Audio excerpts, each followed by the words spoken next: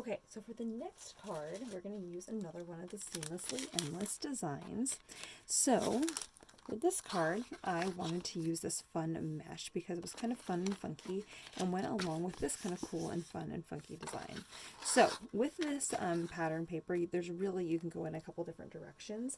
Because of this very unusual paper color, if you're going to do any watercolors, you may want to pick something that is in that same kind of color palette.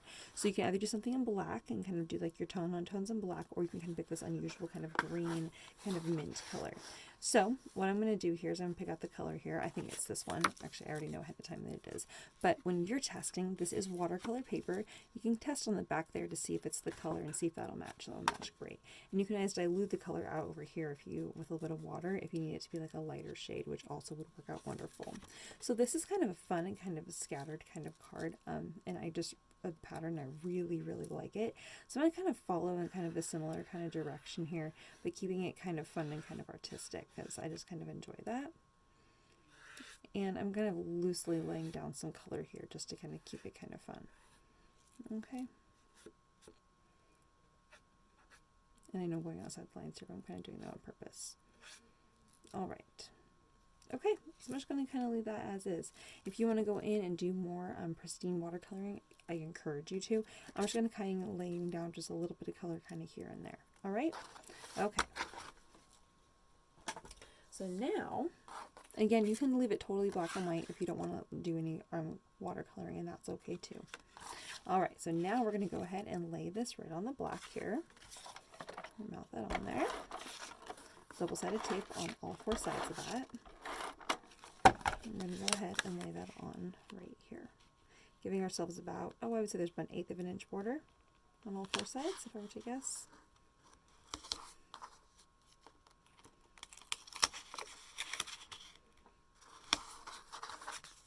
Okay. All right, so in your little design here, there should be a space over here that's a little bit more blank than the rest. So we're going to go ahead and wrap around our black ribbon here. And we're going to go ahead and tie that into a bow. And if you're having struggles using that much ribbon to tie a bow, I have a little tip for you. Just like with the last card, go ahead and put double-sided tape on all four sides of this. And then you can stick the ribbon end on this edge, and then also ribbon end on this edge. And then mount this onto this lighter mint paper here. And there's going to be about 1/8 of an inch on all three sides there, so you lay that down. Then here with the ribbon, we're going to go ahead and just trim this right in half, and then you can tie a little bow right here. And that ribbon will be a little bit longer than it was when you first started there, because none of that excess is being lost behind that image. Okay. All right.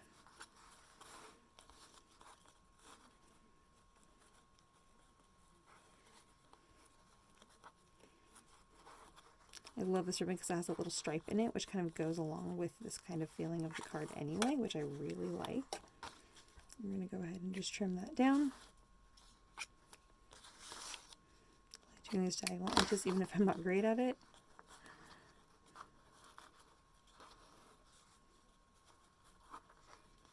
Okay, now this lighter weight paper here, this mint, I love this tone on tone. I'm going to go ahead and put my double-sided tape on the back side of that on all four sides. Now before I lay this down completely, I'm going to go ahead and put my texture ribbon here along this edge. It's going to kind of tuck underneath here just a little bit so that way I can get right along that green edge right there.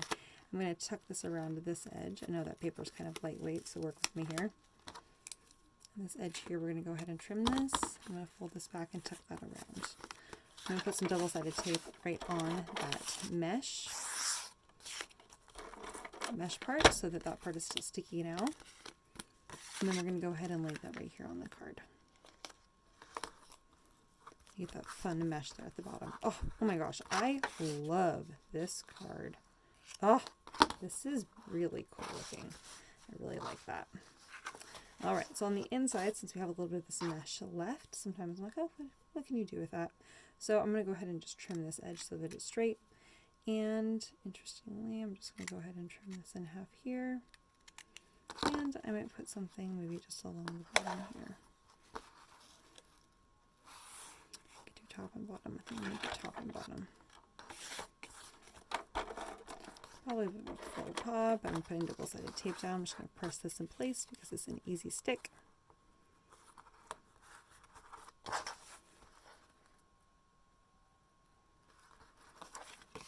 And I'm going to go ahead and do that. Oh, probably not supposed to do it. Not really supposed to do that with the mesh, but I'm doing it anyway. If you happen to have any Ultimate Glue, that's probably the official glue you should use to glue your mesh ribbon down. But the double-sided tape will work for now, and it's not really that sticky. But you can always take a brush and rub like a little bit of baby powder or a little bit of cornstarch on a paintbrush and brush along that double-sided tape that's there, and that will make it not sticky anymore. Or usually what I do is just rub my fingers on it a few times until it's not sticky anymore, and that's usually all it needs to do. Alright guys, that is the next card. I hope you had fun making my cool cards today. I was really inspired by these designs. Those are fun. So anyways, the book was really cool. I inspire you to stop by and take a look at it. It's really inspiring. I'm really excited to play more with this. I'm going to create some sample boards at the shop so then you can get inspired too. Alright guys, I'll see you later. Have a fun day.